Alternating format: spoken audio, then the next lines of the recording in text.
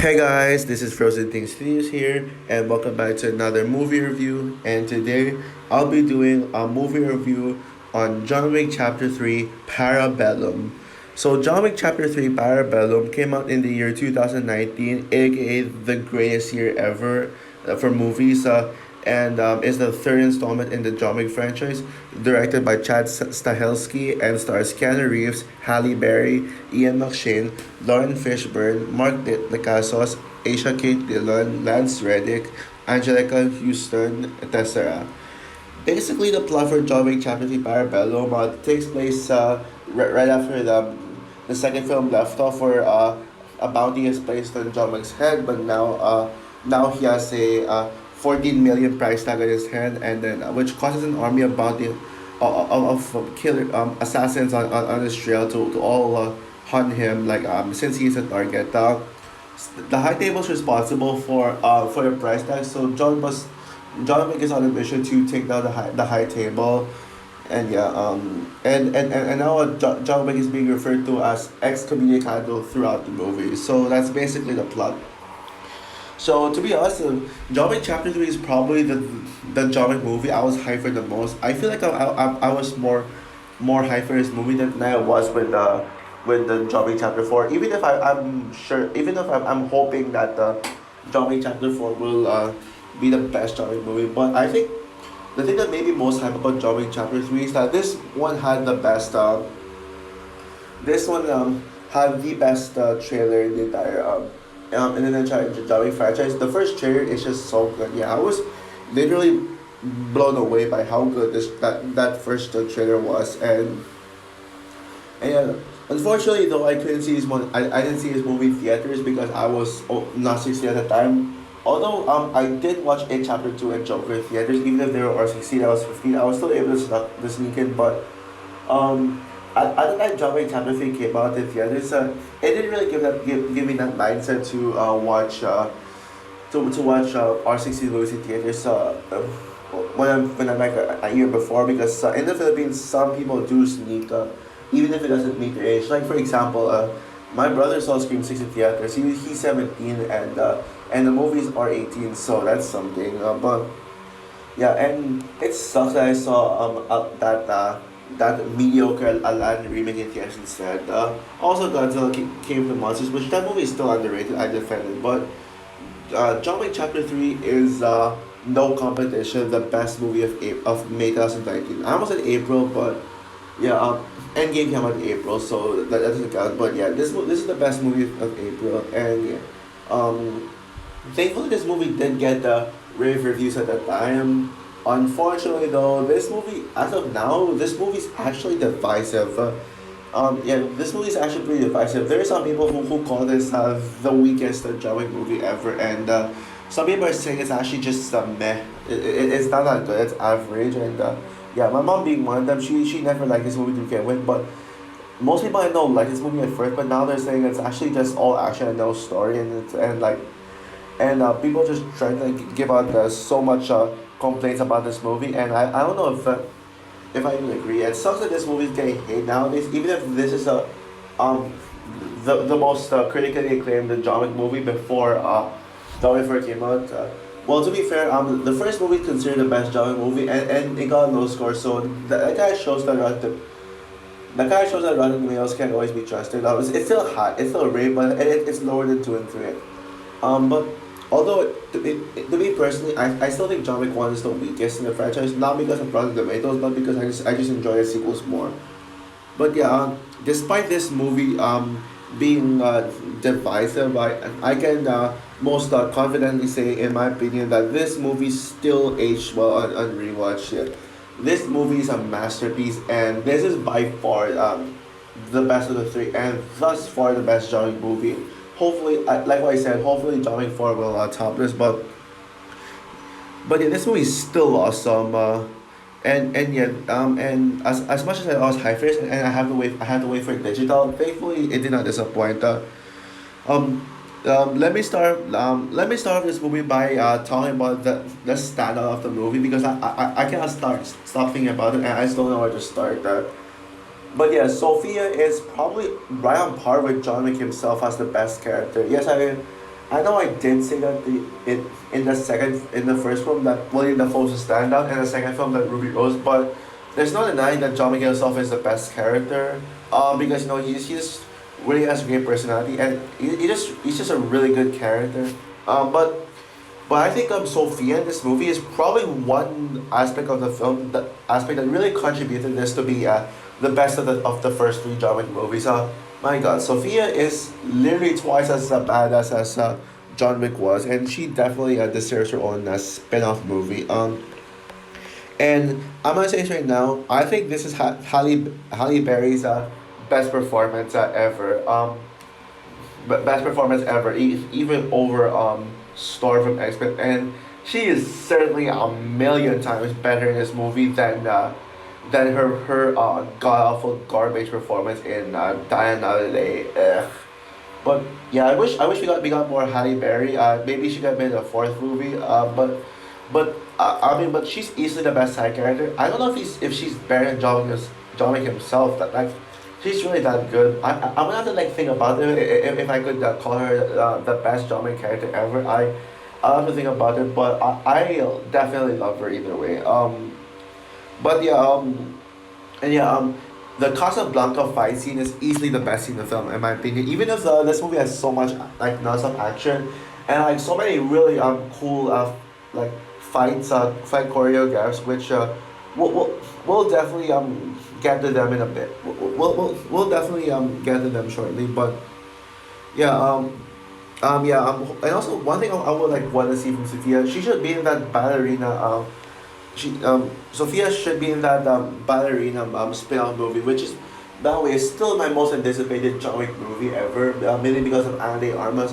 Maybe Sophia could appear in that movie as well.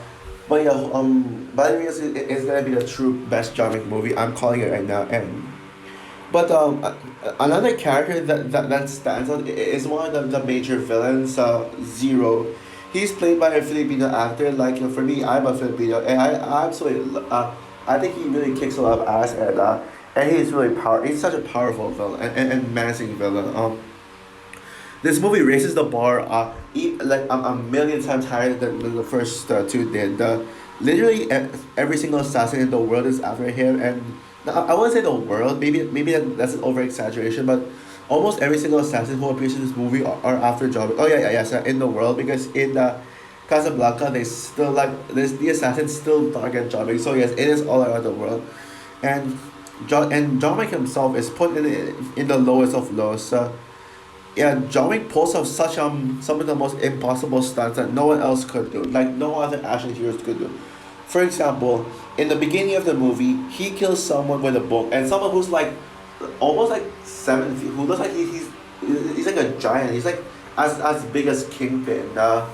In Spider-Man the Spider-Verse, yeah, and John Wick literally murders him, straight up murders him with a book. Yeah, I mean, who on earth can do that other than John Wick? Yeah, I mean, we also get like so many like new ideas for the action scenes, and they do it really well. Like there's no he faces off against swords, knife. That action scene with John Wick just throwing knives at and the villains assassins are throwing knives at each other. Yeah, that's definitely one of my favorite scenes in the film. And also he rides a horse and motorcycles. He faces up against a motorcycle again. I mean, the action scenes do have a purpose. The action scenes do have meaning in them. They're not just a bunch of action scenes, and they do they do so many creative stuff with the action scenes as well, and yeah, and also like now let's talk about the story. Now I know people complain about the John Wick movies for just being all action and no story, but here's the thing, people. I feel like the story in these John Wick movies is absolutely misunderstood because misunderstood because the story is like there's already a story within the action scenes that action is supposed to be a crucial part of the story. It's not just meandering meaningless action scenes. Even though I can take those kinds of action scenes like they're just like more of a bit of action, but these John Wick movies do a really good job at telling a story with action. Yeah, so John Wick, I mean, John Wick has a 40 million price tag on his head, and that's the story. Every single assassin is after him because they want the price tag. Check, John Wick is on a mission to defeat the High Table. That's the story. See, like there's no way anyone can say, oh, there's no story, and that's pretty much what causes movie to be divisive. But I mean, people also complain about that with the first two films. So and they're still like mostly positively received. So how is this divisive? Like I really don't get it. I think this movie is a lot better than people give it credit for. And yeah, and this movie absolutely yeah, had me on the edge of my seat throughout. Even if I was mostly watching it by phone for most of the time, I still like felt some excitement from it. And also the actors are also really good as well. I already mentioned Halle Berry. I think this is her best performance, and she carried the best scene the best scene in the entire film. And also it's just really over the top. It's also brutal as well. It's brutal as well. And also, I gotta tell you, the ending. The ending is one thing that really divided people because you know how people were confused. There were like so many plot twists that felt like an M Night Shyamalan plot twist, but I think it's executed very well. Probably more than most M Night Shyamalan movies. Yeah, basically, I'm sure you know what I'm talking about when two major characters, John Wick is close to him, betrays him, and now John Wick felt betrayed by people close to him, and now he's all alone, and yeah, this the ending really sets up John Wick Chapter 4 really well, and from what I hear, John Wick Chapter 4 takes place immediately after John Wick Chapter 3, and we're gonna be seeing John Wick in this lowest of lows. So I think John Wick Chapter 3 really does a good job of establishing that and yeah and who would have knew who on earth would have seen that ending coming but yeah so overall, John Wick Chapter 3 Parabellum is a masterpiece. This is the thus far the best John Wick movie. It has the highest stakes in the franchise. It has the best characters in the franchise, especially Halle Berry, Sophia. It has the most creative. It has the most creative action scenes. Action scenes like some of the best choreographed action scenes of the year. Uh, and the movie still is able to tell story even if with that plentiful of action scenes. Yeah, I really do not get the hate for this movie. I think this movie definitely deserves a far more appreciation, and thankfully John Wick Chapter 4 is getting the rave reviews that it has, and most people are loving it. So yeah, hopefully John Wick Chapter 4 will be the best one, but right now I think this is the best one. And it really shows that each John Wick movie just keeps getting better and better and better from here. So yeah, and now the question for the $1 million question: is this in my top 10 favorite movies of 2019 list? Now yeah, 2019 is the best year ever for movies, and I stand by that. But yeah, so there's really a lot of competition to be had here, but I will have to think about that. But if I put this in the top 10 best movies 2019 list, it would probably be like really low, like number 10 low, or at least, but it could be 11 or 12. I'm debating this between between a few other movies that came out this year. But one thing is for sure, this is the best movie of May 2019. Better than Pokemon Detective Pikachu, like better than Godzilla King of the Monsters, and certainly better than the Aladdin remake. So yeah, with that said, I'm gonna give John Wick Chapter 3 Parabellum a 10 out of 10. I find mention as well. The music is great as well, especially that one. You see, I'm not sure how it goes, but it was heard in the final battle. So yeah, and also in the second trailer, that music was a banger. So also for my review of John Wick Chapter 3 Parabellum, what is your opinion on this movie? Do you agree with me that this is the first three? This is the best of the first three John Wick movies, or do you think that this is the weakest John Wick movie and think it's not very good? Comment down below, like, subscribe, hit notification bell, and stay tuned for my review of John Wick Chapter 4. I am seeing it today. So yeah, bye guys.